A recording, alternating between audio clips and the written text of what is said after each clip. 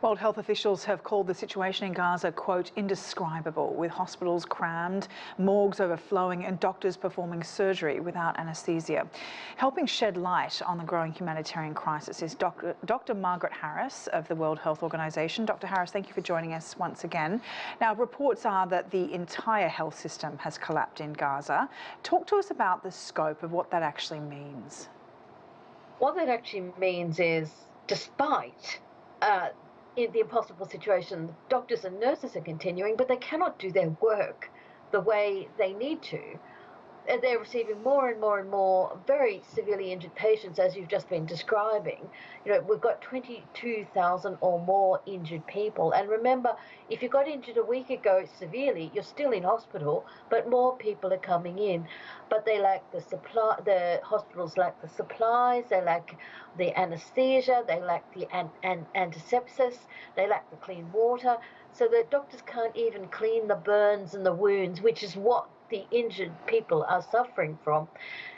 So you can never say complete collapse, because there still are these heroic health workers out there helping, but they cannot do the job as they're trained to do and as they want to do. So they're being put in an impossible, terrible situation. So can you talk then a little bit about what the WHO are trying to do on the ground? Where are your teams? How are they trying to navigate the chaos that the health system is?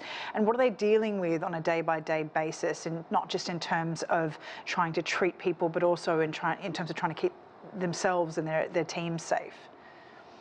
Well, right now, I couldn't tell you much because there's a blackout, communications blackout for the third time. And that's another terrifying thing for our teams. They lose contact with us, the people outside, but they also lose contact with their friends and family because they're all in there. What we're trying to do is get a genuine humanitarian access, so a genuine, safe passage to get as many supplies in, to get as many critically injured people out, so that there can be some semblance of humanitarian care. But we've been able to get some trucks in, but as you know, and as you've heard from many, many other organisations, it's not nearly enough, and they cannot deliver those supplies to all the hospitals. They cannot deliver to many places because it is so unsafe, and there are no guarantees at any point that there will not be bombardment. So how do you go about prioritising what people need most and how you get those things to those who need it, and keeping it out of the hands of Hamas at the same time? So keeping it aid out of the hands of anyone who isn't the appropriate recipient is part of our job and part of how you set it up. And you make sure that right along the chain you plan for where it's going, how you're going to get there. And as I mentioned before, one of the things you need is safe passage so that you truly can get there. Prioritizing what we send in a situation like this, the big priority things are the trauma supplies, the saline, the anesthesia, the drugs, the antibiotics, and of course all the sutures and all the bandages and so on, all those sorts of things. They all come in kits that are pre-prepared. We've got those.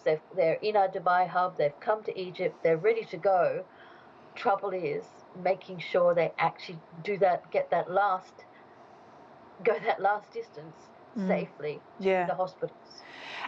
And just in terms of what the WHO are calling for, is it at the very least a humanitarian pause just to be able to get aid in, or is it also just to get people out? You know, is extraction of people just as important as treating people?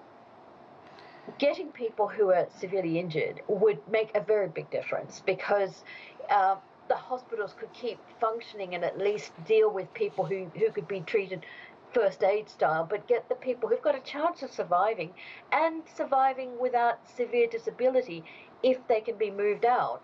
That's absolutely critical. I mean, these are women and children, pregnant women, helping them to deliver somewhere safely, having some means of all the things that normally you come to a hospital for. You get your help, you get better. Allowing all those things to happen would make a huge difference. Dr. Harris, I really appreciate your time. Dr. Margaret Harris there of the World Health Organization. Thank you, Sally.